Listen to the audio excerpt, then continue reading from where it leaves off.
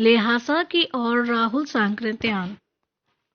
वह नेपाल से तिब्बत जाने का मुख्य रास्ता है। फरीकलीफोड़ा का रास्ता जब नहीं खुला था तो नेपाल ही नहीं हिंदुस्तान की भी चीजें इसी रास्ते तिब्बत जाया करती थी। यह व्यापारिक ही नहीं सैनिक रास्ता भी था, इसलिए जगह जगह फौजी चौकियां और किले बने हुए हैं जिनमें कभी चीनी पलटन रहा करती थी। आजकल बहुत से फौजी मकान गिर चुके हैं।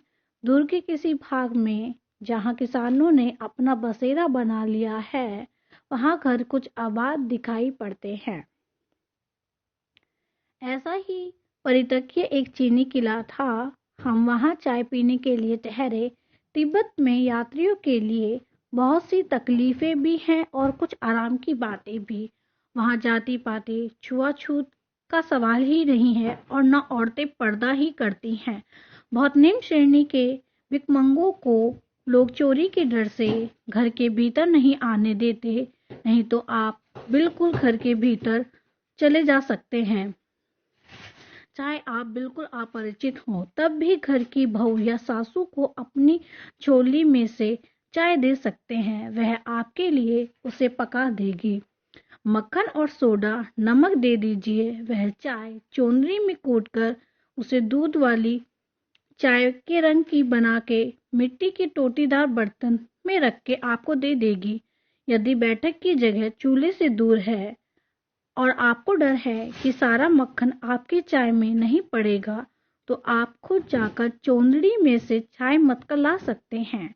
चाय का रंग तैयार हो जाने पर फिर नमक मक्खन डालने की जरूरत होती है। परितकीय चीनी किले से जब हम चलने लगे तो एक आदमी राहदारी मांगने आया। हमने वह दोनों चीटें उसे दे दी। शायद उसी दिन हम थोंडला के पहले के आखिरी गांव में पहुंच गए। यहाँ भी सुमति के जान पहचान के आदमी थे और भिखमंगे रहते भी ठहरने के लिए अच्छी जगह मिली। 5 साल बाद हम इसी रास्ते लौटे थे और भिखमंगे नहीं एक भद्र यात्री की वेश में घोड़े पर सवार होकर आए थे।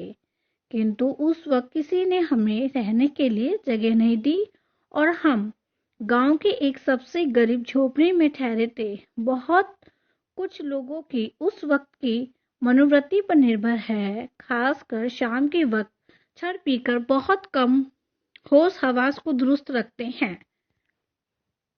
अब हम सबसे विकट डांडा थोंडला पार करना था। डांडे तिब्बत में सबसे खतरे की जगह है। 16-17 हजार फीट की ऊंचाई होने के कारण उनके दोनों तरफ मीलों तक कोई गांव गिराव नहीं होते। नदियों की मोड़ और पहाड़ों के कोनों के कारण बहुत दूर तक आदमी को देखा नहीं जा सकता।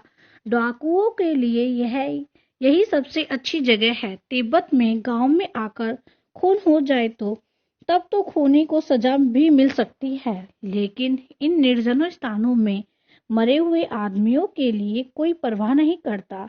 सरकार खुफिया विभाग और पुलिस पर उतना खर्च नहीं करती और वहां गवाह भी तो कोई नहीं मिल सकता। डकैत पहले आदमी को मार डालते हैं, उसके बाद देखते हैं कि कुछ पैसा है कि नहीं। हथियार का कानून न रहने के कारण यहाँ लाठी की तरह लोग पिस्तौल बंदूक लिए फिरते हैं। डाकू यदि जान से न मारे तो खुद उसे अपने प्राणों का खतरा है। गांव में हमें मालूम हुआ कि पिछले ही साल थोंडला के पास खून हो गया है। शायद खून की हम उतनी परवाह नहीं करते क्योंकि हम भिखमंगे थे और जहां जहां कहीं वैसी सूरत देखते टोपी उतार जीभ निकाल कूची कूची एक पैसा कहते भीख मांगने लगते। लेकिन पहाड़ की ऊंची चढ़ाई थी, पीठ पर सामान लादकर कैसे चलते। और अगला पड़ाव 16-17 मील से कम नहीं था। मैंने सुमति से कहा कि यहाँ से लंडोरकर तक के लिए 2 घोड़े कर लो, सामान भी रख लेंगे और चढ़े चलेंगे। दूसरे दिन हम घोड़े पर सवार होकर ऊपर की ओर चले। जाने से पहले एक जगह चाय पी और दोपहर के वक्त डांडी के ऊपर जा पहुंचे। हम समुद्र तल से 17-18 1000 फीट ऊंचे खड़े थे। हमारी दक्षिणी तरफ पूर्व से पश्चिम की ओर हिमालय के हजारों स्वीय शिखर चले गए थे। भीटे की ओर देखने वाले पहाड़ बिल्कुल नंगे थे। ना बर्फ की सफेदी थी, ना किसी तरह की हरियाली। उत्तर की तरफ बहुत कम बर्फ वाली चोटियां दिखाई पड़ती हैं। सर्वोच्च स्थान पर डांडे के देवता का स्थान था, जो पत्थरों के ढेर, जानवरों की सींगों और रंग बिरंगे कपड़ों की झाड़ियों से सजाया गया था। अब हमें बराबर उतराई पर चलना था। चढ़ाई तो कुछ दूर थी, थोड़ी मुश्किल थी, लेकिन उतराई बिल्कुल नहीं। शायद 2-1 और सवार साथी हमारे साथ चल रहे थे। मेरा घोड़ा कुछ धीमे चलने लगा। मैंने समझा कि चढ़ाई की थकावट के कारण ऐसा कर रहा है और उसे मारना नहीं चाहता था। धीरे धीरे वह बहुत पिछड़ गया और मैंने दोन किस्तों की तरह अपने घोड़े पर झूमता हुआ चला जा रहा था। जान नहीं पड़ता था कि घोड़ा आगे जा रहा है या पीछे। जब मैं जोर देने लगता तो वह और सुस्त पड़ जाता। एक जगह 2 रास्ते फूट रहे थे। मैं बाएं का रास्ता ले मील 1.5 चला गया। आगे एक घर से पूछने में पता लगा कि लंडोरकर का रास्ता दाहिने वाला था। फिर लौटकर उसी को पकड़ा। 4-5 बजे के करीब मैं गांव से मील भर पर था तो सुमति इंतजार करते हुए मिले। मंगोलों का मुंह वैसे ही लाल होता है और अब तो वह पूरे गुस्से में थे। उन्होंने कहा, मैंने 2 टोकरी कंडे फूंक डाले, 3-3 बार चाय को गर्म किया। मैंने बहुत नरमी से जवाब दिया, लेकिन मेरा कसूर नहीं है मित्र। देख नहीं रहे हो कैसा घोड़ा मुझे मिला है। मैं तो रात तक पहुंचने की उम्मीद रखता था। खैर, सुमति को जितनी जल्दी गुस्सा आता था उतनी ही जल्दी वह ठंडा भी हो जाता था। लंडोरकर में वह एक अच्छी जगह पर ठहरे थे। यहाँ भी उनके अच्छे यजमान थे। पहले चाय सुत खाया गया। रात को गर्मा गर्म थुकपा मिला। अब हम टिड्री के विशाल मैदान में थे, जो पहाड़ों से घिरा टापू सा मालूम होता था, जिसमें दूर एक छोटी सी पहाड़ी मैदान के भीतर दिखाई पड़ती है। उसी पहाड़ी का नाम है टिग्री समाधि गिरी। आसपास के गांव में भी सुमति के कितने ही यजमान थे। कपड़े की पतली पतली चीरी बत्तियों के गंडे खत्म नहीं हो सकते थे, क्योंकि बोधगया से लाए गए कपड़े के खत्म हो जाने पर किसी कपड़े से बोधगया का गंडा बना लेते थे।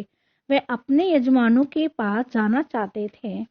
मैंने सोचा, यह तो हफ्ता भर उधर ही लगा देंगे।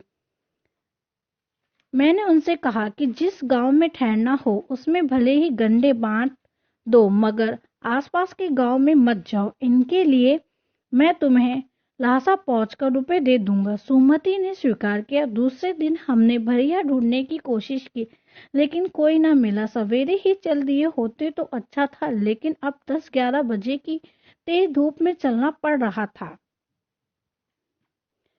तिब्बत की धूप भी बहुत कड़ी मालूम होती है।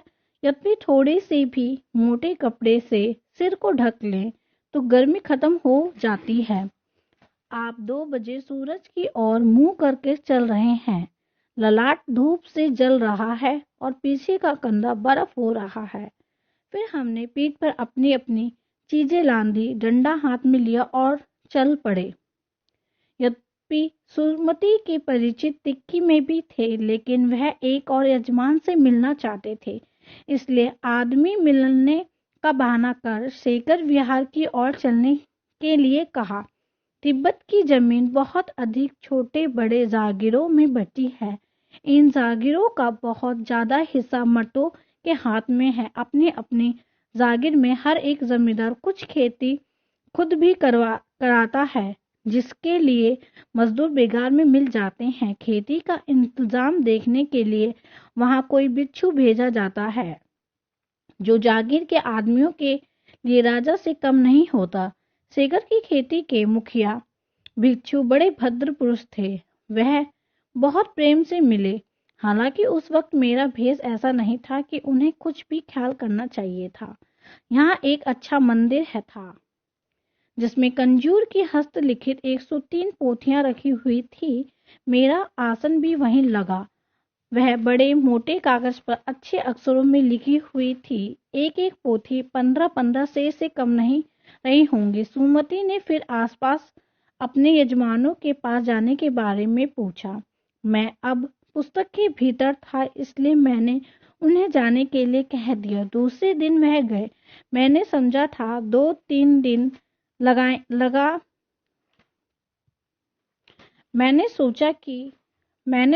समझा था 2-3 दिन लगेंगे, लेकिन वह उसी दिन दोपहर बाद चले आए। तीसरी गांव वहां से बहुत दूर नहीं था। हमने अपना अपना सामान पीठ पर उठाया और बिच्छू दम से विदाई लेकर चल पड़े।